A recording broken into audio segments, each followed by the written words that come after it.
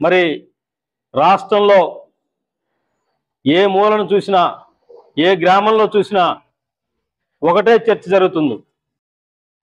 రాబోయే స్థానిక సంస్థల ఎన్నికల్లో 42% బీసీ రిజర్వేషన్ అమలవుతుందా కాదా?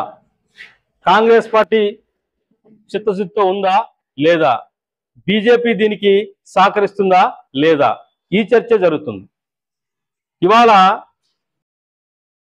బీజేపీ పార్టీ వాళ్ళ రాష్ట్ర అధ్యక్షుడు రామచంద్రరావు గారు నిన్న చేసిన ప్రకటన బీసీ సమాజం మొత్తం కూడా బగ్గుమనేలా చేసింది.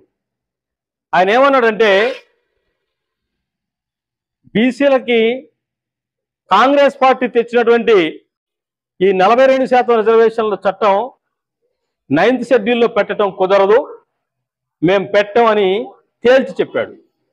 ఈ సందర్భంగా మేము ఒకటే అడుగుతున్నాం ఆయన్ని, అయ్యా రామచంద్రరావు గారు, మీరు ఇదే మాట అసెంబ్లీలో బిల్లు పెట్టిన రోజే, కాంగ్రెస్ పార్టీ ఏదైతే అసెంబ్లీలో బిల్లు పెట్టిందో ఆ రోజే మీరు ఆ బిల్లుని వ్యతిరేకిస్తున్నాం అని చెప్పుంటే మీకు చిత్తశుద్ధి ఉందని బీసీ సమాజం నమ్మేది.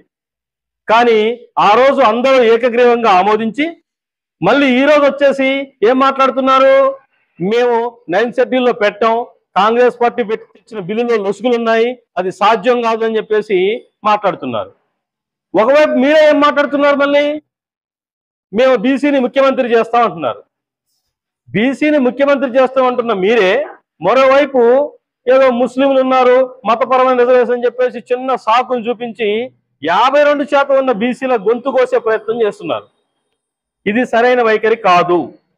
దయచేసి బీజేపీ పార్టీ, ఇక్కడ రాష్ట్ర పార్టీ ఏదైతే బిల్లుకు ఆమోదం ఏకగ్రీవంగా తెలిపారో అలాగే మీ వంతుగా 2 కేంద్ర మంత్రులు ఉన్నారు, అందులో మళ్ళీ ఒక ఆయన బీసీ మంత్రి ఉన్నారు. మీ వంతుగా మీరు ప్రధానమంత్రి గారిని కలవడానికి ఈరోజు రాష్ట్ర ముఖ్యమంత్రి గారు కూడా వెళ్ళారు, ఢిల్లీ వెళ్ళారు.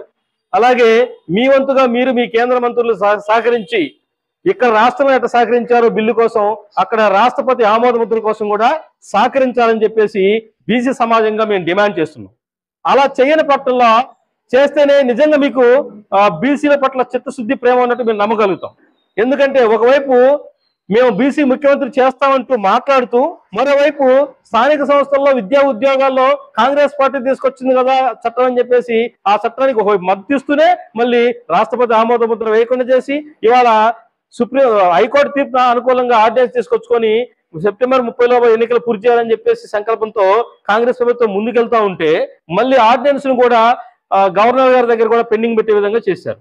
మరి మిమ్మల్ని మేము ఎలా నమ్మాలి?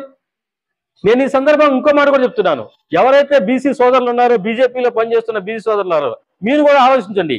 మీ కేంద్రంలో ఉన్న బీజేపీ ప్రభుత్వం ప్రధానమంత్రి బీసీ అంటున్నారు. మీకు నిజంగా బీసీల పట్ల చిత్తశుద్ధి ఉంటే, మీకు ప్రేమ ఉంటే ఖచ్చితంగా బీసీలందరూ కూడా బీజేపీలో ఉన్న బీసీలందరూ కూడా ఒత్తిడి తీసుకొచ్చి కేంద్ర ప్రభుత్వం మీద ఒత్తిడి తీసుకొచ్చేసి ఈ చట్టాన్ని అమలయ్యే విధంగా చూడండి. అప్పుడు మీ పట్ల చిత్తశుద్ధిని మేము నమ్మగలుగుతాం. ఎందుకంటే ఇది మామూలుగా కాదు, చాలా విద్యా ఉద్యోగాల్లో స్థానిక సంస్థల్లో రిజర్వేషన్ ఇవ్వడం ద్వారా సమాజంలో ఉన్న 50% పౌరులైనటువంటి మా యొక్క బతుకు తెరువులు మారుతాయి. ఇది మామూలు విషయం కాదు. ఒక రకంగా చెప్పాలంటే మేము పార్టీల జెండాలు కూడా పక్కన పెట్టుకున్నాం. ఒక రాష్ట్ర ప్రభుత్వంగా కాంగ్రెస్ పార్టీ కొన్ని అడుగులు ముందుకేసింది.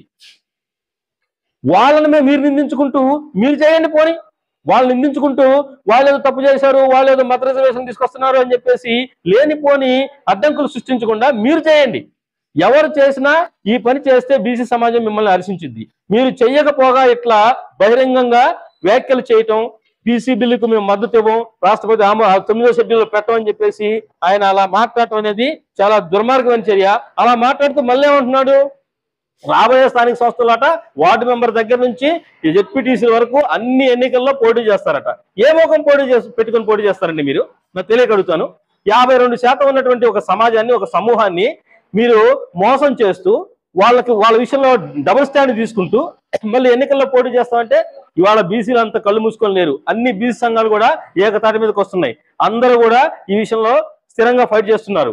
ఎట్టి పరిస్థితుల్లో కూడా మీరేదైతే స్టేట్మెంట్ ఇచ్చారో ఆ స్టేట్మెంట్ విత్డ్రా చేసుకోండి. మీ 2 కేంద్ర మంత్రులు, మీ 8 మంది ఎంపీలు వెళ్ళి మోడీ గారిని ఒప్పించి 9వ షెడ్యూల్లో పెట్టే విధంగా రాజ్యాంగ సవరణ చేసి 9వ షెడ్యూల్ పెట్టించండి, మీ చిత్తశుద్ధిని చాటుకోండి అని చెప్పేసి బీసీ సంఘం తరఫున ఇవాళ మేము హెచ్చరిస్తున్నాం.